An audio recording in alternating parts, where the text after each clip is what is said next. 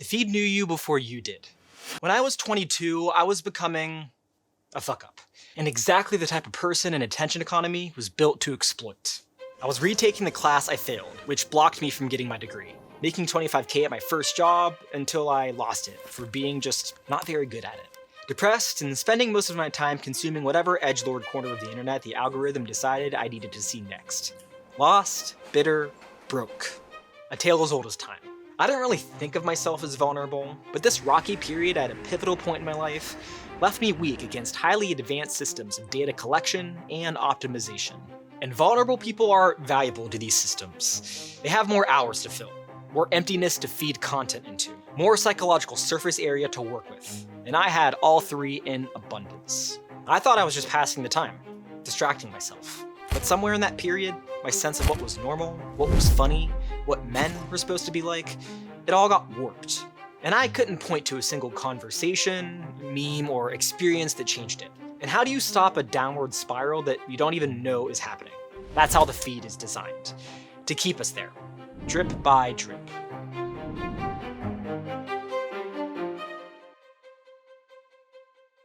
You think you're just scrolling, fighting off boredom, but something else is happening. Every time you pause on a video, even for 2 seconds, you're feeding a system, and that system isn't merely tracking what you like. It's building a model of who you are, based on what you watch, rewatch, skip, and linger on. After the algorithm learns how to reflect you back at you, it can shape what you become. That tension between who you are and who you're being conditioned into has been debated by philosophers since the invention of writing. What's new is the acceleration.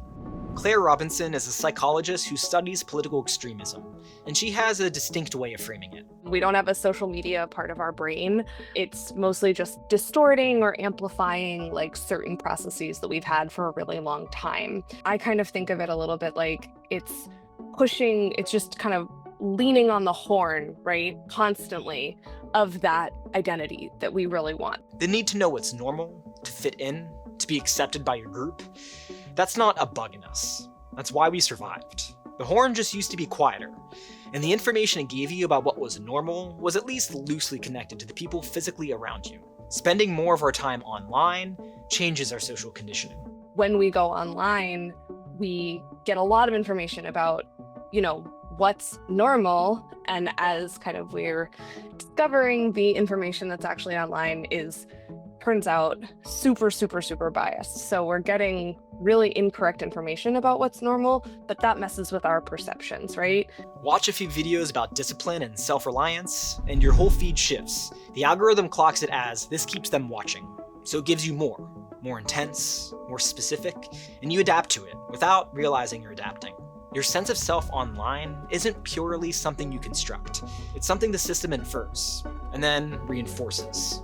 This is what researchers call algorithmic identity.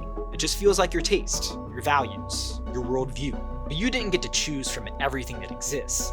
You just chose from what you were shown, and that's the whole game.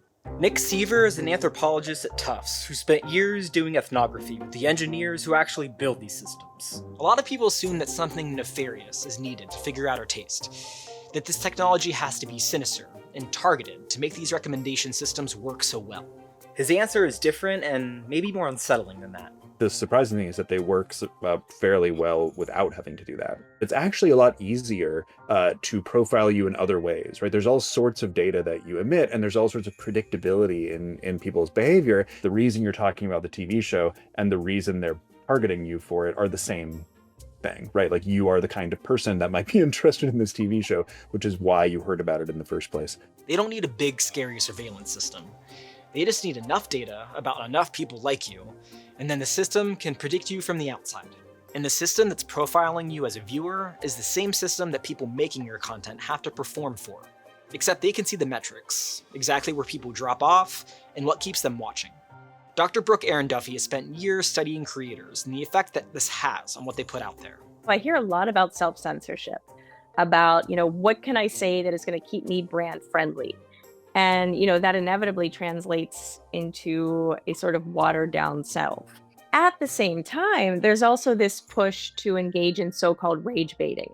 How do I get the audience fired up so they will maybe fight with each other, maybe fight with me, all of which is going to boost my metrics. So on one end, you water yourself down, and the other, you turn up the heat. Neither is who you genuinely are. Both are just responses to the same invisible pressure.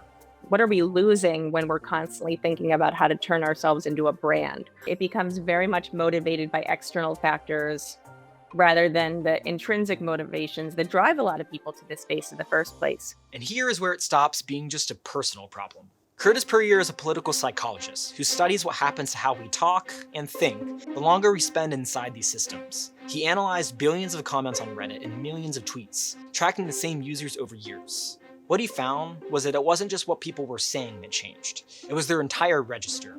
If you follow the same set of users over years on social media, they start framing discussions as moral issues more often, the longer that they're on social media. So discussions tend to trend increasingly towards this is a matter of moral right and wrong. And if you're on the other side of that issue, that doesn't just mean we disagree, it means you are immoral. That's a meaningful shift. A disagreement you can work with. A moral verdict is something that's much more embedded into our identity, and that's hard to give up. People are condemning and lashing out partly because they feel society is under threat from immoral and harmful people. If our feeds depict warped perceptions of outgroups as immoral hypocrites, then our beliefs about them are likely to grow more and more distorted over time. These aren't fringe views. These people are being fed by systems that learned long ago that outrage keeps them watching longer than nuance does. You could defend the algorithm by saying, look, it's just showing people what they want to see. But over time, this can have costs. The ancient Greeks thought quite a lot about how to become a full person and live a full life. A key answer was through friction, exposure to people and ideas that unsettled you, that force you to actually reckon with the complex world we live in, rather than a version of it pre-filtered for our preferences. The algorithm offers the exact opposite deal. We're more susceptible to become characterized versions of ourselves. And when it comes to politics, that can lead to volatile effects. This stuff that's happening on social media, it's not necessarily just confined to these platforms. It can reflect what people are actually doing. We're more tolerant of extreme means to bring about our goals. People who have especially strong moral convictions also are more likely to support political violence. Believe it or not, when I was in a vulnerable place, I didn't end up becoming a political terrorist, which is good. But I was fortunate enough to have a support system, including good health insurance, to catch me when I fell. I gave up the phone for a while. A friend mailed me hand-drawn memes he had made while I was offline, which is probably one of the nicest things anyone's ever done for me. To be honest, I will probably always see myself as at least a little bit of a fuck-up. But I was lucky. A lot of people in a tough place aren't, and that makes them precious prey for companies that are trying to get them to stare at their screens as much as possible. But the algorithm itself isn't malicious. It doesn't have an agenda the way a person does. And the people building it aren't evil geniuses. They're mostly just optimizing for what Seaver described. Scale and whatever they can measure, which is time on screen. That's enough. But here is some personal advice that Robertson gave me that I find pretty grounded and useful. The opinion side is if you start falling into things, reading content that you would be kind of embarrassed to show the people that you know in real life, that's sometimes a sign that even somewhere deep down oh, maybe this is kind of hateful. This isn't a fix. It's just one technique to induce friction. A small way of introducing something the system doesn't expect from you. In many cases, it's as simple as asking yourself, what am I not seeing? Seaver spent years with people building these systems. He wouldn't call himself an optimist about technology, but he said this. There's nothing intrinsically good about technology that guarantees that things are going to get better. Let's face it, the World Wide Web is a part of our lives and getting bigger every day. The technologies don't follow their own path. They don't produce effects automatically. People do that. People steer them. People decide. People generally continue to do unexpected things, even in the face of all sorts of technical, political, economic systems that are invested in kind of stopping them from being creative. And that, I think, is a sort of endless source of human creativity and resistance. You too could be an endless source of human creativity and resistance. Just keep a critical eye on what's being fed to you.